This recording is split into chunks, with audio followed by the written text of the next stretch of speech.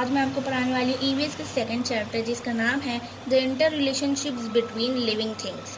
यानी living things एक दूसरे से कैसे रिलेट है, अभी हम आगे देखेंगे, हमें पता चलेगा। अभी एक रिडल है, उसको सॉल्व करना है। पहले आप ये पिक्चर ध्यान से देख लीजिए और फिर आपका ये एक रिडल है, उसको सॉल्व करना है। An age old tree with thick strong trunk, एकदम पुराना सा ट्री, फिर एकदम स्ट्रॉन्ग मतलब एकदम ताकतवर इसका ट्रंक है। Gives deep dark shade from the scorching sun, बहुत ज़्यादा शेड है इसका। Like an old man's beard with many strands, it has rope for swinging from every branch. यानी इसके यहाँ से रोप्स निकलती है बहुत सारे, वो भी एकदम आपको दिख ही रहा होगा पिक्चर में। तो फिर अभी आपको ये बताने कि which is this tree in the picture, यानी इस पिक्चर में ये ट्री कौन सी है। तो देख के एकदम पता चल रहा है कि पीपल का पेड़ यानी बैनियन ट्री है। ओके, तो ये sound are useful to us in different ways. The names of सब plants are given below. For what purpose do we use their leaves, यानी अभी हम लोग को प्लांट्स तो बहुत सारी चीज़ों में यूज़ होते हैं, तो अब यहाँ पे कोई प्लांट्स के नाम दिए हुए, जो कि लीव्स हम किस चीज़ के लिए यूज़ करते हैं वो बताना है। अब ये बिटल वाइन, इस ये क्यों यूज़ होता है, यानी किस चीज़ के लिए इसका लीफ यूज़ होता है। तो मैं आपको बता दूँ कि इसका लीव्स मेडिसिन के लिए बहुत अच्छा है, यानी ये मेडिकली काम करता है, इसे मेडिसिन बनाते हैं। Second is flame of the forest, यानी पलस।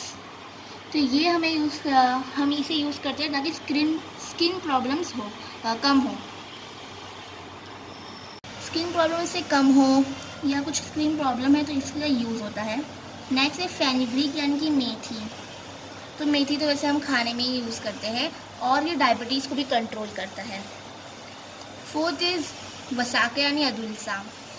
तो ये हमें रिंगवॉर्म और इचिंग का ट्रीट करता है, यानी किसी को रिंगवॉर्म हो या इचिंग हो तो अदुलसा की लीफ लाया जाता है। ये सब आयुर्वेदिक है। नेक्स्ट इज़ करी लीफ प्लांट। तो ये हम खाने में डालते हैं ताकि इसका एकदम फ्लेवर इसका बहुत अच्छा होता है, तो इसका फ्लेवर अच्छा लाने के लिए ही इसे यूज़ किया जाता है। नेक्स्ट है the needs of living things are met in their environment. तो इसका ये मतलब है कि जो हम लोग को जो भी नीड्स है, जैसे फूड है, शेल्टर है, बहुत सारी हम लोग की नीड्स है, क्लोथ्स भी है, अपनी नीड्स है, यानी कि हमें किस चीज़ की ज़रूरत है, तो वो सब हमें इन्वायरमेंट से मिलता है, यानी हमारे कि कुदरत से मिलता है, नेचुरली मिलता है वो। ठीक है। We have many needs like food, water, air, clothes and shelter. यानी हमारे पास बहुत सारे नीड्स हैं, हमें को ज़रूरत बहुत सारी चीज़ों की, जैसे खाने की ज़रूरत है, पानी, हवा, कपड़े और रहने की जगह। तो ये सब अगर नहीं होगा तो हम किसी काम के ही नहीं होंगे। तो अगर हमारे पास इसमें से एक भी चीज़ नहीं होगी तो हमें बहुत ज़्यादा प्रॉब्लम्स होगी रहने के लिए। फूड नहीं होगा तो अपन खाएगी क्या, खाते बिना खाए मर जाएगी। वाटर नहीं होगा तो फिर प्यास बहुत लगेगी।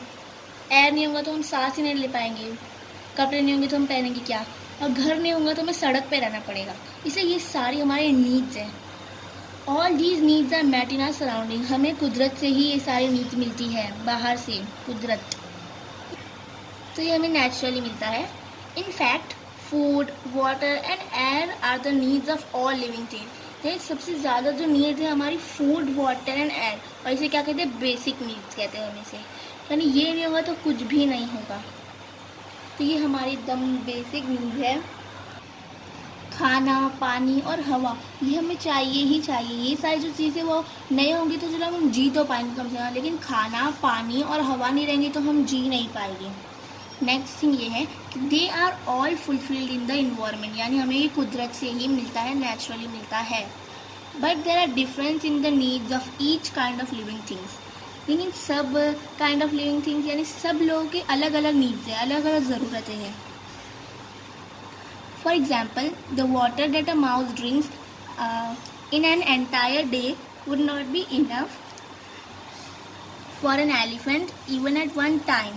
यानी अगर एक जो चूहा है, अभी एग्जाम्पल है कि अगर एक चूहा है, वो अगर एक कटोरा पानी पिया समझो, तो अगर वो हम एक कटोरा पानी हाथी को देंगे तो क्या उसकी प्यास बुझेगी? नहीं, क्योंकि वो बड़ा है। तो सबके अलग अलग नीड्स है, किसी को ज़्यादा चाहिए रहते तो किसी को कम। थिंक अबाउट इट, यानी अभी इसके बारे में आपको सोचना है। सोचो, butterflies feed on the nectar of flowers, यानी बटरफ्लाइज फ्लावर्स का जूस पीते हैं, फ्लावर्स में से जो जूस निकालते हैं और पीते हैं। Can a frog do the same, यानी क्या जो मेंढक है वो भी वैसा कर सकता है? नहीं।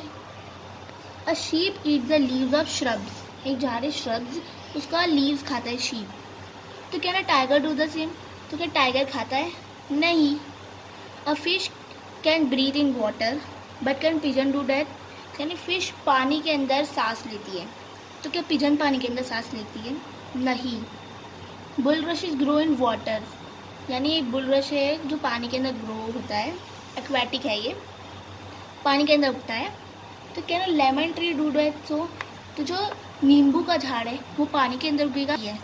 नेक्स्ट है कैन यू टेल, क्या आप बता सकते हैं? If fish leave the water will they be able to live on land, यानी कि फिश ने पानी छोड़ दिया, पानी में रहना छोड़ दिया, तो क्या वो ज़मीन पर रहेगी? नहीं। सो नेक्स्ट है ट्राई दिस, तो आपको ये घर पे ट्राई कर सकते हैं आप। अभी मैं इसे एक्सप्लेन करती हूँ। टेक 2 स्मॉल बॉक्सेस, 2 बॉक्स लेने हैं। Label them box 1 and box 2, इसे लेबल करना जैसे यहाँ पे लिखा है 1 and 2। Make the soil, fill them 3 quarters with soil, यानी इसको सॉइल से भर देना है। Make the soil moist enough to sow seeds, इसको इतना अच्छे से करना है मॉइस्ट कि वो उसमें सीड्स डाल पाए अपनी। सो 2 स्प्राउटेड मॉथ, यानी मटकी सीड्स इन ईच बॉक्स, यानी दोनों ही बॉक्स में मटकी जो है एक सीड है उसे डालना है। Give 2 spoons of water to the soil of box 1 only once every day, ये बॉक्स 1 है उसको सिर्फ 2 स्पून पानी डालना है दिन में एक बार। Give 4 spoons of water to the other box 4 times a day।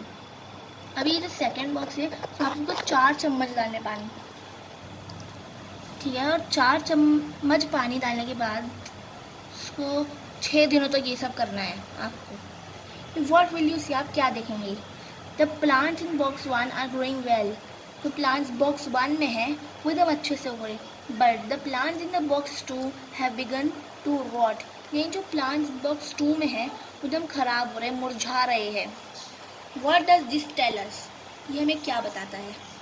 Plants that are not aquatic plants can not grow in marshy areas, यानी जो प्लांट्स एक्वेटिक प्लांट्स नहीं, यानी पानी के अंदर रहने वाले प्लांट्स नहीं है वो लोग, हाँ, तो जो प्लांट्स एक्वेटिक प्लांट्स नहीं हैं वो दलदल वाली एरिया में ग्रो नहीं हो सकते, क्योंकि ये दलदल कैसे हुआ, इसमें 4 चम्मच हर रोज़ डाल रहे हैं अपन, तो ये पूरा चिपचिपा दलदल टाइप ही हो गया, और इसमें सिर्फ 2 चम्मच डाल रहे हैं जितना उसको नीड है, तो वो इसलिए अच्छे से ग्रो हो गया।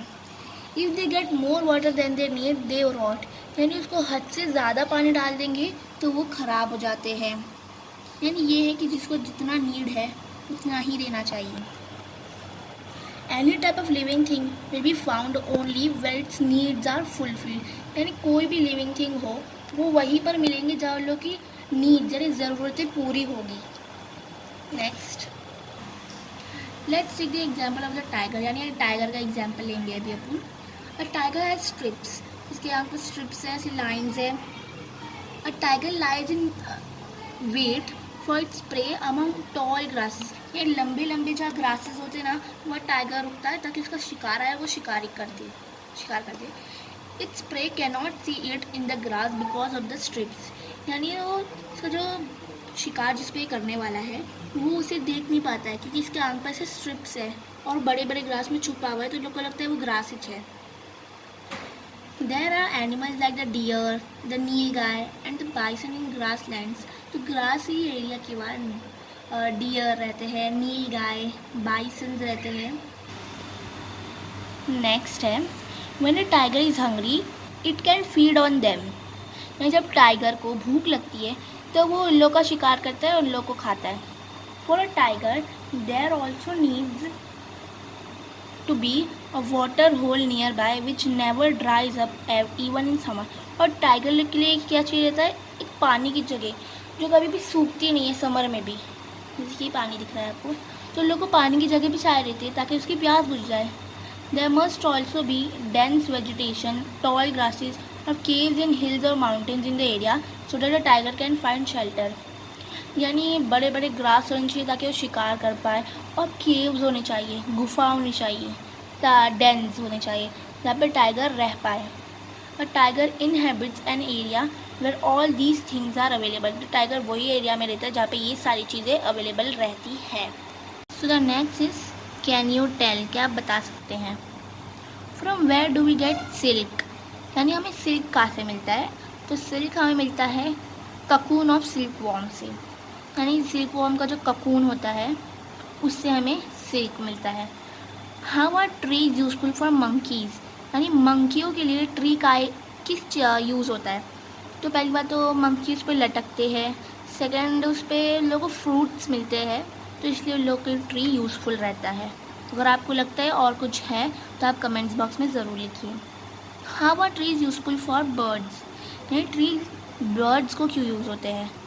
उन लोग वहाँ पर नेस्ट बनाते हैं, फिर उन लोगों के बच्चे होते हैं, तो घर बनाने के लिए उन लोगों को ट्रीज बहुत यूज़फुल होते हैं। Next, what happens if termites makes a tree hollow, तो क्या होगा अगर टर्माइट जो है वो क्या ये उन लोग है ना वुड खाते हैं, तो उसने ट्री को ऐसा एकदम मतलब खाते रहेगी अगर वो जो ट्री बहुत रूखा हो जाएगा और एकदम गिरने पे आएगा तो क्या होगा? तो ऑब्वियसली ट्री गिर जाएगा, तो ट्री भी गिर जाएगा, फिर बहुत सारे डैमेज भी हो सकते हैं, उसमें जो नेस्ट रहेंगे बर्ड्स के वो भी सब गिर जाएंगे। एंड नेक्स्ट हम देखेंगे we keep animals in order to satisfy some of our needs. अब हम एनिमल्स क्यों लेते हैं? ताकि हम लोग की भी कुछ ज़रूरतें पूरी हो। तो एनिमल्स की भी हम लोग की ज़रूरत है, जैसे काऊ मिल्क देती है और मुर्गी अंडा देती है, तो वही सब। They become dear to us, यानी वो हमारे लिए बहुत प्यारे हो जाते हैं। We look after them well, हम उनकी अच्छे से देखभाल करते हैं। We feed them, we take them to the vet if they fall ill, यानी हम उसको खाना देते हैं, और अगर लोग बीमार हो गए तो उसे लोग डॉक्टर के पास लेके आए, जानवर का डॉक्टर जिसे कहते हैं वेटेरिनेरियन, उसके पास हम लेके जाते हैं। These animals to return our affection, यानी वो भी हमें रिटर्न में अफेक्शन देते हैं, प्यार ही देते हैं। वो भी हमसे प्यार करते हैं, हम भी उनसे प्यार करते हैं। We get milk, meat, eggs and several other things from animals, यानी हमें मिल्क मिला है, दूध, गोश्त, अंडे, ये सब एनिमल से हमें मिलता है।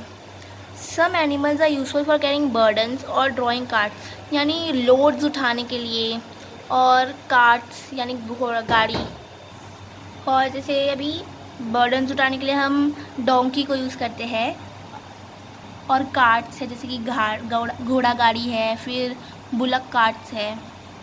Domestic animals are also used to help with the heavy farm work in fields, यानी डोमेस्टिक एनिमल्स फार्म वर्क के लिए भी यूज़ होते हैं, जैसे कि तो फार्म वर्क करने के लिए बैल यूज़ होती है।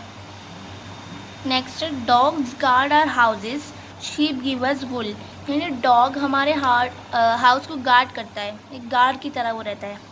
शीप गिव अस, और शीप से हमें वुल मिलता है, तो अभी डॉग जो है हमारे घर की रखवाली करता है, और शीप्स हमें वुल देता है। एंड शीप्स हमें वुल भी देता है, जिससे हमें स्वेटर्स बना सकते हैं वुल से। डू यू नो है नेक्स्ट, क्या आपको पता है? Even the excreta of domestic animals is use to human beings, so जो गोबर है वो इंसानों के लिए काम आता है। Dung of cattle is made into dung cakes, यानी उस गोबर से हम उपले बना सकते हैं। गाँव में ज़्यादातर बनता है उपले गोबर के। They are use in some places as fuel, तो जो फ्यूल है, पेट्रोल है, वो सभी उसी से बनते हैं। When they burn, they give out smoke. A combustible gas called गोबर gas is also obtained from cattle dung. यानी जो गोबर गैस है वो भी गोबर से ही बनता है। That too is used as fuel. It burns without smoke. यानी कि जो इससे भी फ्यूल बनता है, जो गोबर गैस है इससे भी फ्यूल बनता है। Cattle dung is used for plastering mud houses. यानी जो गोबर है उसका उपले बना के उन लोग हाउसेस में लगाते हैं, जो मिट्टी के लोग घर बनाते हैं उस पर लोग उपले लगाते हैं। Manures made from cattle dung and sheep pellets are good for plants, यानी लोग की जो खाद रहती है, जैसे ये गोबर है, उसकी खाद है, वो सब प्लांट्स के लिए बहुत अच्छा रहता है, वो जल्दी ग्रो हो जाते हैं। Farmers use them for growing crops, यानी फसल उगाने के लिए फार्मर्स इसे यूज़ करते हैं, किसान। Next, just as we need animals we need plants too. Plants मतलब food grains, vegetables and fruits. अगर अपन को एनिमल्स भी ज़रूरी है, अभी यहाँ पे बताया गया, और अपन को प्लांट्स भी बहुत ज़रूरी है। प्लांट्स में फूड ग्रेन्स देते हैं, वेजिटेबल्स यानी सब्जियां देते हैं, और फ्रूट्स देते हैं, यानी कि हाँ फ्रूट्स भी देते हैं plants. We love flowers too, और फूल भी हमें मिलते हैं, फूल, फल और वेजिटेबल्स, भाजियाँ सब हमें प्लांट से ही मिलते हैं। We use them for many different purposes. Flowers हम बहुत सारी चीज़ों के यूज़ करते हैं, किसी को देना हो, गुलदस्ता हो जैसे। We get flowers from plants, तो फ्लावर्स भी हमें प्लांट से ही मिलते हैं। We also get cotton wool from plants to make cotton clothes. तो अभी जब कॉटन वूल मिलता है हमें, वूल, वो सब हमें कॉटन के कपड़े बनाने के लिए यूज़ होते हैं, और सभी तो ये भी हमें प्लांट से ही मिलते हैं, कॉटन क्लॉथ बनाने के लिए भी। We grow plants that are useful to us methodically, यानी हम प्लांट्स वही ग्रो करते हैं जो हमें यूज़फुल हो। अगर अपन को अगर किसान है, वो सारे प्लांट्स इसलिए यूज़ करते हैं ताकि वो हमें दे। वी सो सीड्स, हम पहले तो बीज डालते हैं, और अपन भी ऐसे प्लांट्स, जैसे आयुर्वेदिक प्लांट्स है, वो भी हम ग्रो करते हैं। हाँ, तो अपन आयुर्वेदिक प्लांट्स ग्रो करते हैं ताकि हमें मेडिसिन मिले। वी सो सीड्स, पहले तो हम सीड डालते हैं। We make sure that they get water, हम उसे पानी भी डालते हैं, सॉइल डालने के बाद पानी डालते हैं उसमें। फिर we give manure when necessary, हम मैन्योर भी डालते हैं उनमें। We spray pesticides if they are attacked by insects, अगर उस पर इंसेक्ट लग गए, फंगस आ गया उस पर, तो अपन पेस्टिसाइड्स डाल देते हैं। Plants to give us abundantly, they satisfy our needs, तो प्लांट्स भी हमें बहुत कुछ देता है, और वो हमारे नीड्स को सेटिस्फाई, यानी हमारी ज़रूरतें पूरी करता है। हाँ, तो ये इसमें पैराग्राफ में ये लिखा हुआ है कि अगर उस पर कीड़े लग गए तो हम उसमें पेस्टिसाइड, एक दवा का नाम है, जिससे कीड़े भाग जाते हैं, वो डालते हैं। हम उसे खाद भी डालते हैं, जैसे मैन्योर जिसे कहते हैं, वो खाद है, खाद भी डालते जब ज़रूरी रहता है। तो उन लोग भी हमारे नीड्स को, ज़रूरतें को पूरी करते हैं, और हम भी उनको उगाने के लिए भी बहुत सारे कुछ करते हैं। Other living things also get their food from environment, यानी कि दूसरे जो लिविंग थिंग्स हैं उन लोगों को भी फूड कुदरत से ही मिलता है। For example chameleons eat insects when they are hungry, जो चमेलियंस है, गिरगिट है, वो लोग कीड़े खाते हैं जब लोगों को भूख लगती है। Some snakes eat mice and frogs, यानी जो सांप है वो चूहे और मेंढकों को खाते हैं। टाइगर्स ईट डियर, टाइगर्स जो है वो हिरन लोगों को खाता है। Goats and sheep eat leaves of plants, जो बकरियां हैं और शीप्स हैं, मेंढे हैं, वो लोग लीव्स खाते हैं। कैटल ईट ग्रास, और जो गाय बैल वो सब है, बाकी सारे जो है वो लोग ग्रास खाते हैं। तो अब न्यूटन, यानी अभी यहाँ पे एक मीनिंग दी हुई है आर्बोरियल की। तो this word comes from the Latin word arbor which means tree. तो एक लैटिन लैंग्वेज है जिसने आर्बर वर्ड निकाला, उसका मतलब है tree, and arboreal means living in trees, यानी ट्री के अंदर रहने वाले लोग। जैसे कि एग्जाम्पल मंकी है, बर्ड्स है, स्क्विरल। हाँ, तो स्क्विरल्स भी जो ट्री के अंदर ही रहते हैं। Next, animals like monkeys and squirrel live on trees. अब स्क्विरल्स और मंकी है वो ट्रीज के उधर ही रहते हैं। It gives them certain advantages, उन्हें एडवांटेजेस मिलता है। अब एडवांटेजेस क्या है वो हम आगे देखेंगे। Being at a height they are better able to defend themselves from their enemies, यानी एकदम ऊपर अगर लोग रहते हैं तो लोग को जो एनिमीज, लोग के दुश्मन जो है उससे लोग बच सकते हैं, कि देखेंगे ना पहले दुश्मन आ रहे हो, लोग छुप जाएंगे, तो ये लोग का एडवांटेज हो जाता है। Besides they can eat the fruits of the trees to satisfy their hunger, तो जो ट्री पे फ्रूट्स लगे रहते हैं तो उन लोग वो खाते हैं। Such animals are said to be arboreal, तो उन लोगों को आर्बोरियल कहते हैं, जो ट्रीज पर रहते हैं, खाते हैं। Unknowingly they help the tree with those support they live, यानी वो सब, यानी जिस पे लोग रहते हैं वो उसको हेल्प भी करते हैं, और वो कैसे हेल्प करते हैं वो हम आगे देखेंगे। As they move around here and there in the surroundings, they spread the seeds of the fruit they have eaten through their droppings. यानी कि अगर मंकी है, समझो उसने बनाना खाया है, नहीं बनाना सीड नहीं होता है, मैंगो, अगर इसने मैंगो खाया है तो मैंगो की जो सीड है वो फेंक देगा, वो नहीं खाएगा, तो उसकी जो गुटली है, सीड है, वो उसको फेंक देगा, खाएगा तो नहीं, तो फेंकेगा, तो वो बहुत दिनों तक रहेगा और उसके बाद उसमें भी झाड़ आ जाएगा, वो झाड़ हो जाएगा, प्लांट बन जाएगा वो। Because of this new trees grow in different places, मैंने बोली कि ये ट्रीज ग्रो हो जाएंगे। फिर some types of birds to find trees useful for building their nest, तो बर्ड्स भी नेस्ट बनाते हैं ट्रीज पर, वही से लिखा हुआ है। So now do you know, क्या आपको पता है, an egret rides on buffalo's back. अभी एग्रेट क्या होगा ये आप सोच रहे होंगे, तो यहाँ पे देखो एग्रेट है, ये एक बर्ड है एग्रेट, तो ये बफेलो के ऊपर बैठा रहता है। आपने देखे होंगे अगर आप जू भी गए होंगे जहाँ पे भी ये एग्रेट रहते हैं, बफेलो टाइप रहते हैं, ये लोग बफेलो रहते हैं, उसके ऊपर ये एग्रेट लोग बैठ जाते हैं। अभी बताएगा, When a buffalo is grazing in a grassy area, you are very likely to see an egret riding on its back। जैसे कि मैंने आपको बोला कि अगर ये ग्रास खा रहा होगा या कहीं भी से ग्रास में घूम रहा होगा तो आपने देखा होगा उसके ऊपर एग्रेट बैठ जाती है, बर्ड है।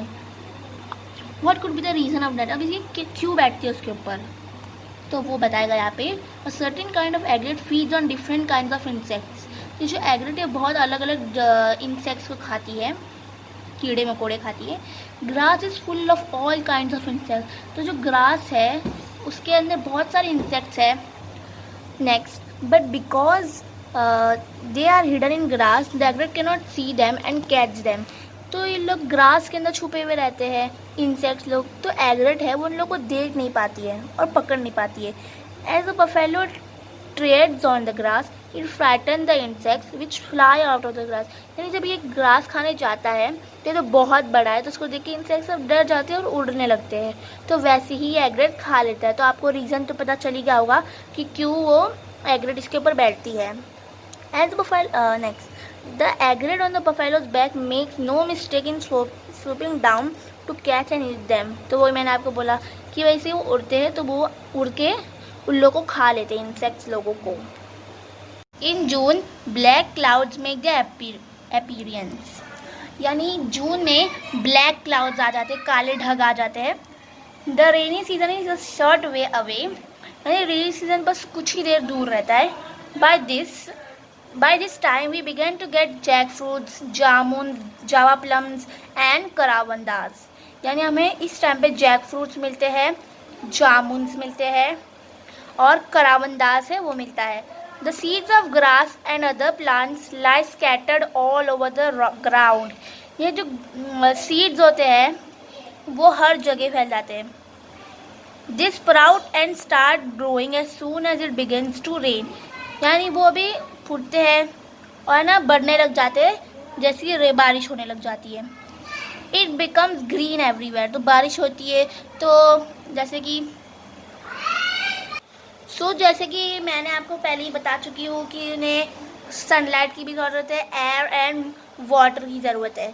तो सनलाइट तो अभी लोगों को पहले मिल गई, और विंड की वजह से एयर भी मिल गई। अब वाटर का टाइम आता है तो वाटर में मिल गया, यानी ग्रास पूरे के पूरे ग्रीन हो गए, तो हर जगह ग्रीनरी ही ग्रीनरी होती है। This greenery is soothing after the hot summer months. Sometimes we can even see the rainbow with its 7 colours in the sky. तो हमें रेनबो भी देखने के लिए मिलता है, आपने भी देखा होगा rainbow. As it becomes wet everywhere frogs appear, तो हर जगह पर जब गीला गीला होता है तो फ्रॉग्स आ जाते हैं। आपने ज़रूर देखा होगा फ्रॉग्स बहुत घूमते हैं रेनी सीजन में। We also hear the loud noise of frogs croaking all together. Frogs की आवाज़ को बोलते हैं क्रॉकिंग, तो फ्रॉग्स का आवाज़ आपने हर जगह सुनी होंगी।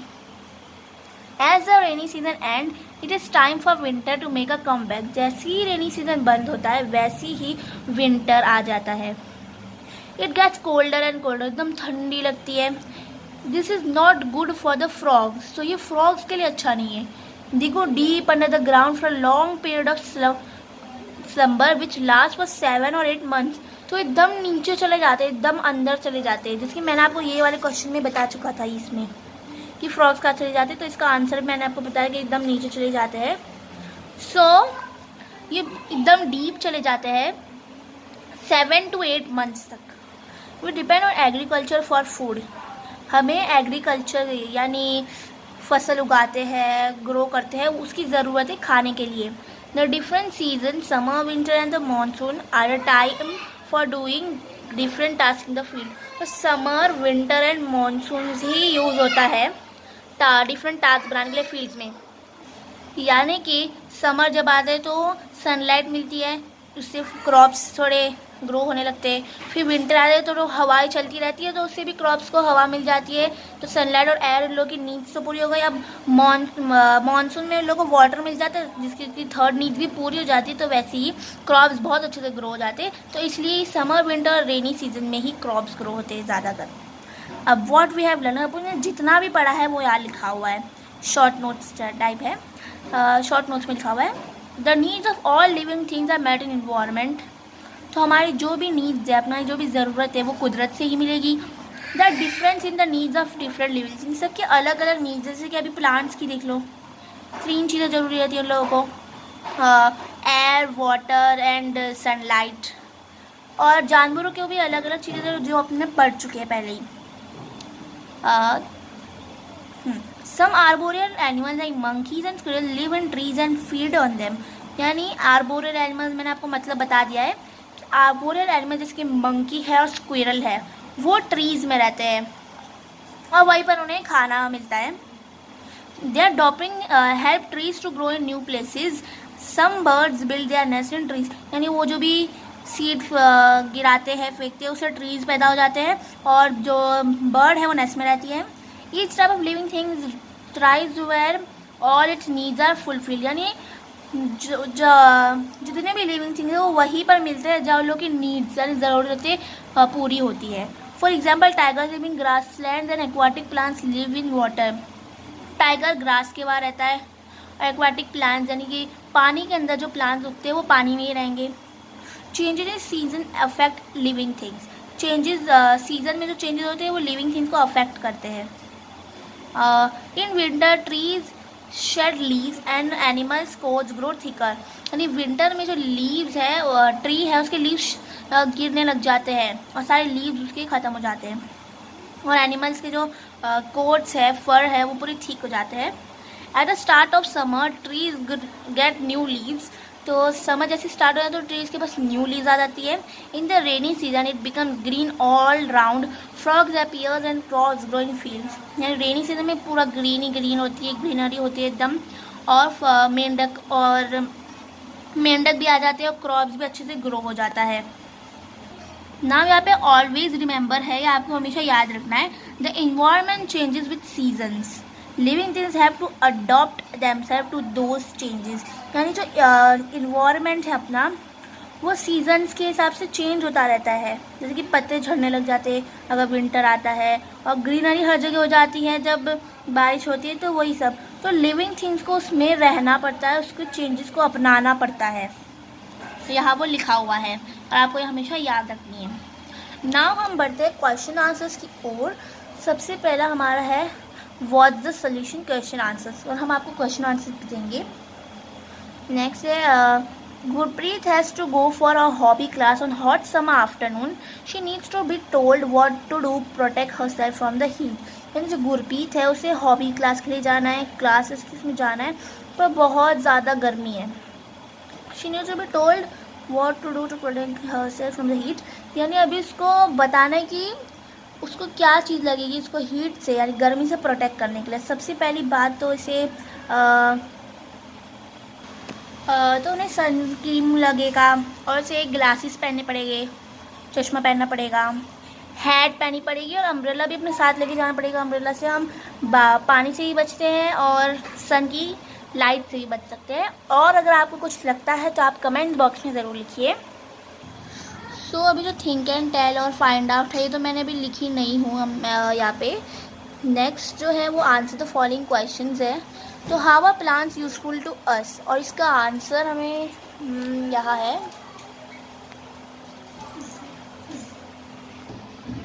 सो इसका आंसर ये है आप ये लिखिए इसका आंसर, ठीक है। और आप वीडियो को पॉज करके भी देख सकते हैं या अभी आप फटाफट लिखे तो लिख सकते हैं, या स्क्रीनशॉट मार के अगर बाद में लिखना है तो बाद में भी लिख सकते हैं। सेकेंड अभी हम देखेंगे। So our second question is what is mean by arboreal animals. Arboreal animals का मतलब क्या होता है। आप सबको ये सारे आंसर आने ही चाहिए उससे, तो पर मैं आपको आंसर दे रही हूँ। सो इसका आंसर ये है। सो हमारा जो थर्ड क्वेश्चन है वो ये, what changes do we see in trees at the beginning of March. यानी मार्च के जब स्टार्ट होता है तो हम ट्रीज में क्या चेंजेस देखते हैं। सो इसका आंसर ये है। सो ये इसका आंसर है, आप फटाफट लिख दीजिए। सो अब ये फिलिंग द ब्लैंक्स है। After dash winter comes again. तो इसका आंसर तो आपको आ ही जाना चाहिए कि कौन से सीजन के बाद विंटर आता है। सबसे पहले तो समर आता है, फिर मॉनसून आता है और फिर विंटर आता है। तो यहाँ पे आंसर आपको लिखना है मॉनसून। सो आप ये देख लीजिए, मैंने सारे के सारे आंसर्स लिखे हुए हैं, आप स्क्रीनशॉट भी खींच सकते हैं।